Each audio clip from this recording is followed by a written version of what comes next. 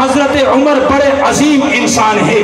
کون عمر جنہوں نے شام کو فتح کیا, کون عمر جنہوں نے فارس کے پرخچے اڑائے, کون عمر جنہوں نے پیارے پیغمبر کے دین کو 22 لاکھ مربع میل پہ لہرایا, کون عمر جس نے جزیرہ عرب سے یہودیوں کو نکالا, کون عمر جس نے پیارے پیغمبر کے احادیث کی حفاظت کی, کون عمر جس نے پیارے پیغمبر کی دین کی حفاظت کی, کون عمر جس کے بارے میں پیارے پیغمبر نے کہا کہ عمر تو جس گلی سے گزرتا ہے وہاں سے شیطان نہیں جا سکتا, کون عمر جس کا نام آج بھی آپ کسی بلند جگہ پہ لکھ لے, ابلیس کی اولاد عمر کے نام سے آج بھی چلن کرتی ہے, وہ آج بھی عمر کے نام کے نیچے سے نہیں گزر سکتی.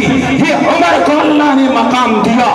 پھر آخری الفاظ آپ سب کے ساتھ کہنا چاہوں گا کہ رہبر عمر, مولا عمر, مرشد عمر, بالا عمر, برتر عمر, اعلیٰ عمر, اولا عمر, ذات نبی پاک پہ سو جان سے سیدہ عمر, ذات نبی پاک پہ سو جان سے سیدہ عمر, ایمان میں, ایخان میں, احسان میں یکتا عمر, ماں بعد ختم المرسلین کوئی نبی آنا نہیں, ماں بعد ختم المرسلین کوئی نبی آنا نہیں. یہ سلسلہ چلتا اگر تو ایک نبی ہوتا عمر. یکم محرم الحرام کو اس عظیم ہستی کی شہادت ہے.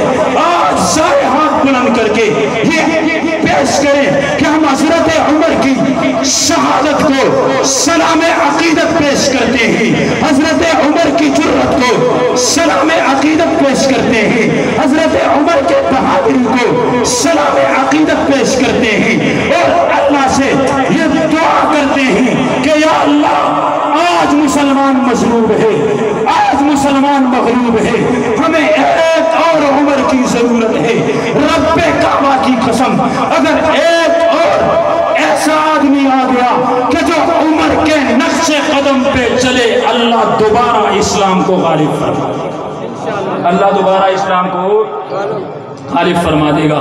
جو کچھ کہا سنا اللہ تعالیٰ اس پہ عمل کرنے کی توفیق عطا فرمائے.